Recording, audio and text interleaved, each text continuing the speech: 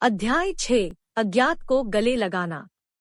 Lily चौराहों पर खड़ी थी। उसकी उंगलियां नाक की आंख की चिकनी सतह का पीछा कर रही थी।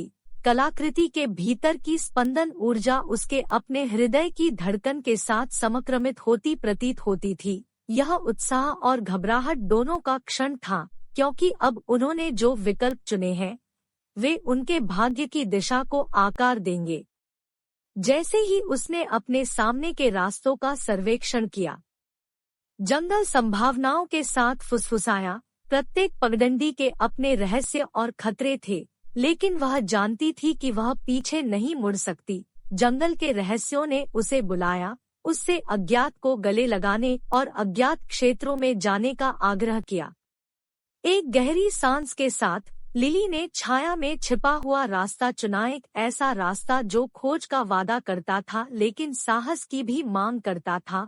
जिस क्षण उसका पैर जंगल के फर्श को छू गया, हवा भारी हो गई और एक ठंडी हवा ने उसके बालों को हिला दिया। ऐसा लग रहा था कि जंगल का सार बदल रहा है और अधिक मायावी और अधिक गूढ़ हो रहा है। रास्ता मुड़ गया और मुड़ गया, जिससे लिली अज्ञात के दिल में गहरी हो गई।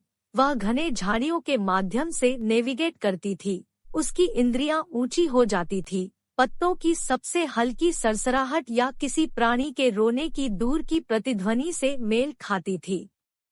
जंगल ने उसके संकल्प की परीक्षा ली, उसके रास्ते में बाधाएं डाली और उन पहेलियों को प्रस्तुत किया जिन्हें हल करने के लिए बुद्धि और अंतर्ज्ञान दोनों की आवश्यकता थी। एक उदाहरण में लिली को एक रहस्यमय पुल का सामना करना पड़ा जो एक तलहीन खाई के ऊपर लटका हुआ था। पुल कमजोर और विश्वासघाती लग रहा था, हवा के हर झोंके के साथ झूम रहा था। वह समझ सकती थी कि इसे पार करने के लिए शारीरिक चपलता से अधिक की आवश्यकता होगी। इसके लिए उसकी अपनी प्रवृत्ति में विश्वास और ऊंचाइयों के डर का सामना करने की इच्छा की आवश्यकता होगी। अपनी आंतरिक शक्ति को समझाते हुए लिली ने झूमते हुए पुल पर कदम रखा। उसने अपनी सांस पर ध्यान केंद्रित किया, चक्कर को अवरुद्ध करते हुए उसे अभिभूत करने की धमकी दी। एक बार में एक कदम वह आगे बढ़ती गई।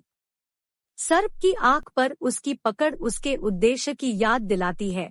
प्रत्येक कदम के साथ उसका डर कम हो गया, उसकी जगह लचीलापन और दृढ़ संकल्प की बढ़ती भावना ने ले ली। जैसे ही वह दूसरी तरफ पहुंची, उसके ऊपर राहत की लहर बह गई। जंगल ने उसकी परीक्षा ली थी, लेकिन उसने खुद को इसकी चुनौतियों के योग्य साबित किया था। आगे का रास्ता संकेतित हो गया और लिली आगे बढ़ गई। उसकी आत्मा प्रतिकूलता पर उसकी जीत से मजबूत हुई।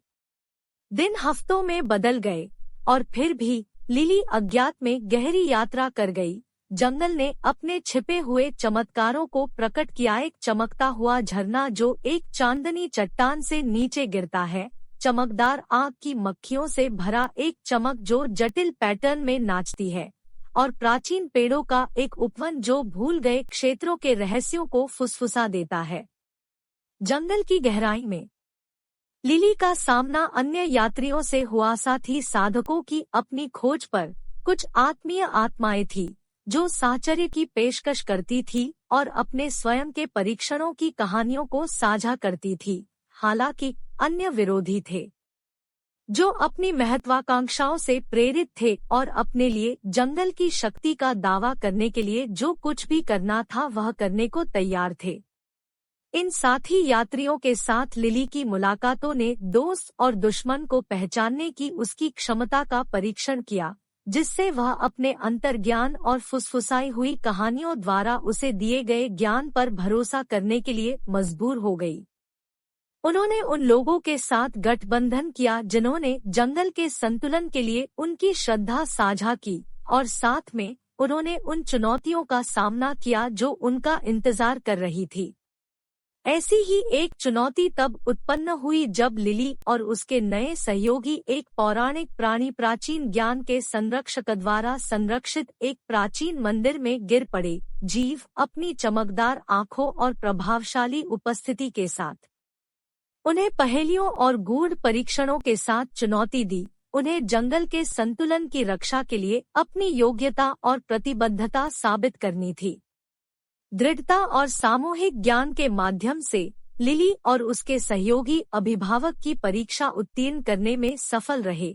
बदले में रानी ने उन्हें अपने ज्ञान का एक टुकड़ा दिया, एक प्राचीन भविष्यवाणी जिसने जंगल के लिए एक आसन्न खतरे की भविष्यवाणी की, एक ऐसी शक्ति जिसने इसके नाजुक सद्भाव को असंतुलित करने की कोशिश की।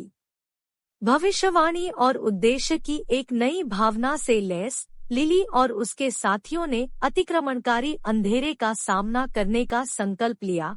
वे जानते थे कि उनकी यात्रा उन्हें न केवल जंगल के बीच की ओर ले गई थी, बल्कि प्रकाश और छाया के बीच एक महाकाव्य युद्ध की ढलान तक भी ले गई थी।